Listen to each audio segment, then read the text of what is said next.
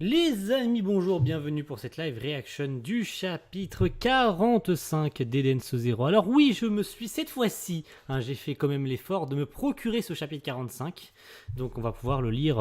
Alors, les conditions sont pas exemplaires, parce que du coup c'est plus sur internet, etc. Enfin, c'est sur Kindle, du coup c'est un peu compliqué pour cadrer tout ça, mais si ça vient à être comme ça tout le temps, j'ajusterai en fonction, bien sûr, de la lecture des chapitres. Du coup, nous allons découvrir ce chapitre 45 qui se nomme Battle Colosseum. Donc le chapitre 44, donc il s'est passé que Chao Mei qui est la narratrice qu'on a découvert et qui s'est présentée comme étant la narratrice de l'histoire d'Eden's Zero, est en réalité la fameuse devin que nos amis sont venus chercher sur la planète, sur Mildian, voilà, qui sont venus chercher pour essayer de retrouver Valkyrie. Donc, nous avait parlé de leur exploit et de ce qu'ils avaient fait en grosso modo. Voilà, elle avait fait rapidement un petit débrief. Nos copains, pendant ce temps-là, eux, ils s'amusaient dans l'Eden Zero à changer de tenue, voilà, notamment avec la soi-disant promesse que Weiss avait fait, que Omura avait fait à Weiss, etc. Voilà, la petite contrepartie, elle s'est retrouvée avec une magnifique tenue et puis tous nos copains se sont retrouvés avec de nouvelles tenues. Donc ils sont allés sur Mildian pour rencontrer la devin, le devin plutôt, qui devait ou qui doit leur donner un indice, ou plutôt l'endroit où se cacherait Valkyrie, la dernière grande étoile brillante, et le maître d'Omura. Donc cette semaine, on va découvrir ce que Chao Mei a à proposer, et plutôt ce qu'elle a à dire à nos amis. C'est parti. Donc pour la lecture de ce chapitre. Voilà. Donc c'est parti. La galaxie n'a aucun secret pour moi. Je suis Chao Mei, lectrice du temps. C'est vous le devin légendaire? Disons que pour être plus précis, je ne suis qu'une liseuse de temps. Voilà, donc elle peut lire dans le temps. Donc c'est un peu une devin, c'est-à-dire qu'elle peut voir ce qui se passe dans le futur et dans le passé. En lisant dans le temps, elle connaît tout ce qui se passe dans l'univers, ou plutôt dans la galaxie. Je pense que c'est comme ça qu'elle l'avait dit. Ok, d'accord. Tout ce qu'on veut, nous, c'est que tu retrouves mon maître. Enfin, tout ce que tu veux, bref, on s'en fout. Nous, tout ce qu'on veut, c'est retrouver mon maître. Ça, je le sais déjà, Omura. Tu connais mon nom, et ceux de tes compagnons aussi. Weiss, Shiki, Rebecca, Happy et Pino. Mais comment ça se fait? Je savais également l'heure et le but de votre visite. Je l'ai dit, la galaxie n'a aucun secret pour moi. Sérieux? Trop forte la liseuse. Tu savais quand on arriverait, mais sur cette planète, il paraît que le temps est arrêté et pourtant les nuages défilent, la rivière s'écoule et les étoiles elles-mêmes se déplacent. En valeur relative, le temps est effectivement arrêté. Celui de l'extérieur n'avance pas. Tant que vous serez ici, le temps n'aura pas d'emprise sur vous. Autrement dit, peu importe le nombre d'années passées sur Mildian, lorsque vous repartirez, vous retrouverez le cours du temps là où vous l'aviez laissé. Donc quand ils disent le temps est arrêté, c'est un peu subjectif. Dans le sens où le temps, quand tu vas sur la planète, est arrêté. Mais ça ne veut pas dire que le temps sur la planète est arrêté. Ce qu'elle veut dire, c'est que là, le temps de Shiki et de ses compagnons est arrêté.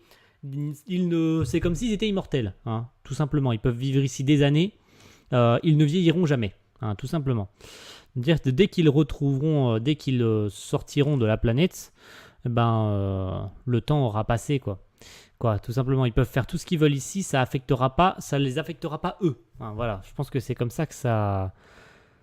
C'est un peu bizarre. Ou c'est moi qui me trompe dans l'interprétation, surtout qu'elle dit que celui de l'extérieur n'avance pas. C'est bizarre, je sais pas, c'est moi qui ai mal interprété, c'est pas grave. J'ai pas tout compris, mais c'est trop fort. Oh là là, le temps qui s'arrête, moi ça m'effraie un peu. Y a de quoi, Rebecca, y a de quoi. Inutile de trop réfléchir. Ainsi est notre planète, acceptez-le. Mais dis-nous, plutôt où est mon maître? Le retrouver est un jeu d'enfant. En réalité, je sais déjà où il est. Mais je ne vous le dirai pas sans contrepartie. Logique, n'est-ce pas? Elle allait pas dire où se trouve Valkyrie sans une petite contrainte. Ensuite, quoi? Oh la radine. Shiki qui parle comme si wesh, elle casse les couilles. Et combien ça va nous coûter? Petite précision, je n'ai pas besoin d'argent.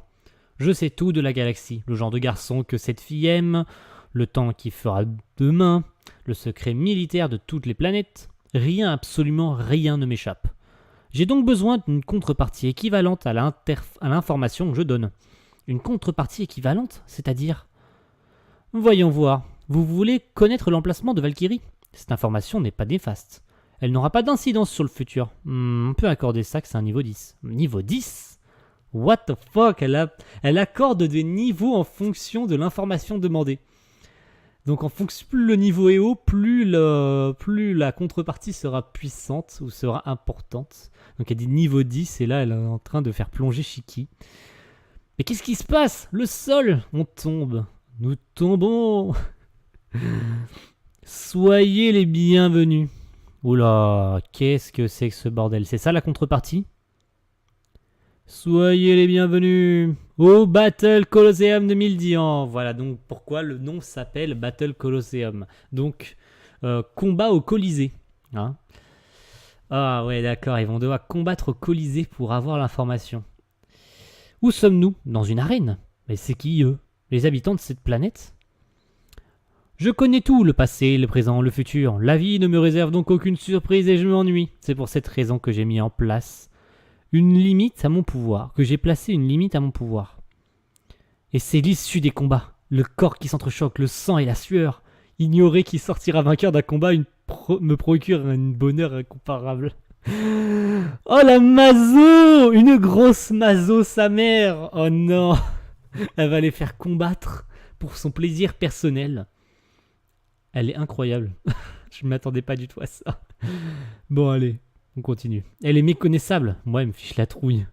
Ma seule limite dans l'univers, c'est savoir qui va gagner. C'est excitant, terriblement excitant. Alors je veux un combat qui sera le prochain, le challenger. Oh, pardon. Ça, je le sais déjà. Hé, passez vite, je comprends rien à ce que tu racontes. Bah quoi? Bah t'es vraiment pas malin.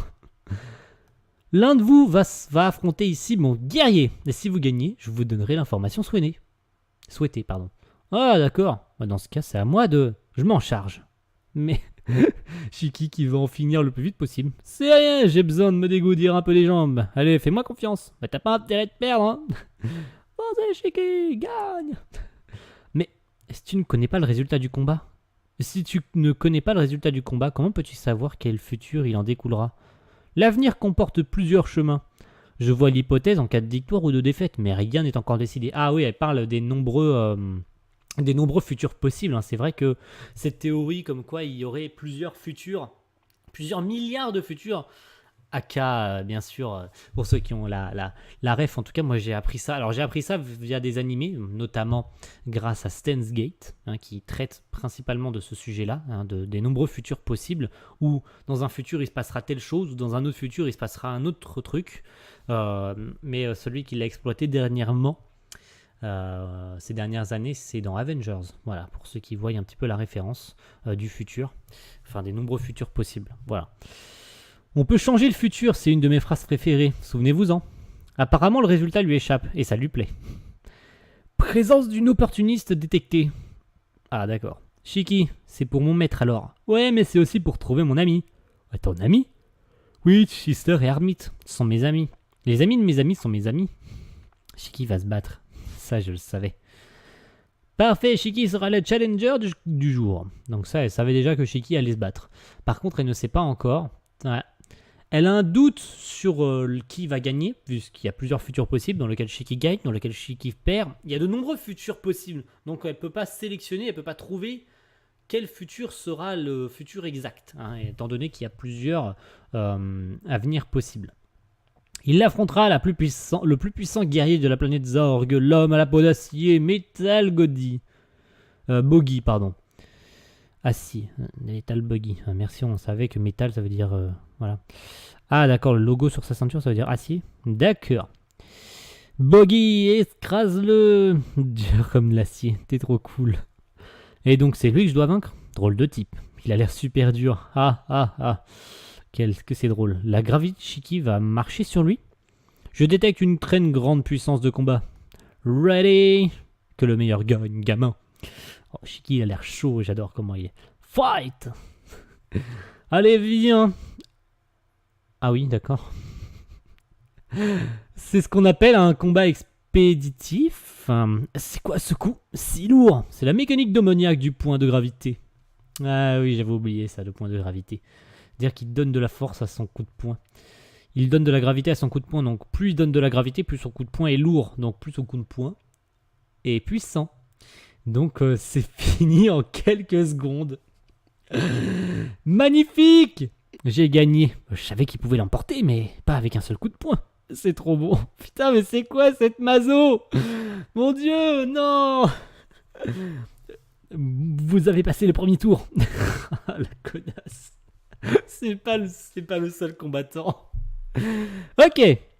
Le premier tour. C'est nouveau ça. Bah, tu nous l'avais pas dit. Il est vraiment intéressant. Évidemment, lui et Moser. 3 petits points. Ok, c'est la fin de ce chapitre 45.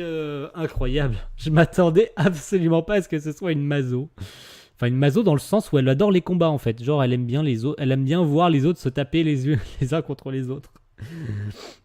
En fait, le terme mazo n'est pas vraiment adapté. Hein, je pense que c'est plutôt une fanatique abusive de la sueur, du sang et des hommes et des corps qui s'entrechoquent. Je pense qu'elle le dit comme ça, je sais plus. Je crois qu'elle le dit de cette manière. Elle le dit, je crois, comme ça. On va revenir sur la page. C'est l'issue des combats, les corps qui s'entrechoquent, le sang et la sueur.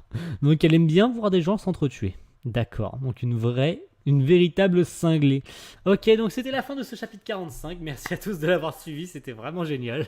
Il était vraiment intéressant ce chapitre. La semaine dernière, on arrivait tranquillement... Enfin, la semaine dernière, hier plus précisément, parce que le chapitre 44 était disponible hier. Tout du moins, il était disponible depuis un moment, mais on n'avait pas eu l'information comme quoi il était sorti. Je pense que c'était un petit peu passé la trappe. Donc du coup, je me suis procuré ce chapitre 45 pour pouvoir vous le faire en VF.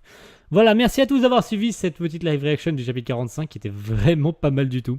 Et on se retrouve la semaine prochaine, cette fois-ci pour le chapitre 46. Merci à tous d'avoir suivi cette vidéo. Et on se retrouve pour une prochaine. Ciao, bye.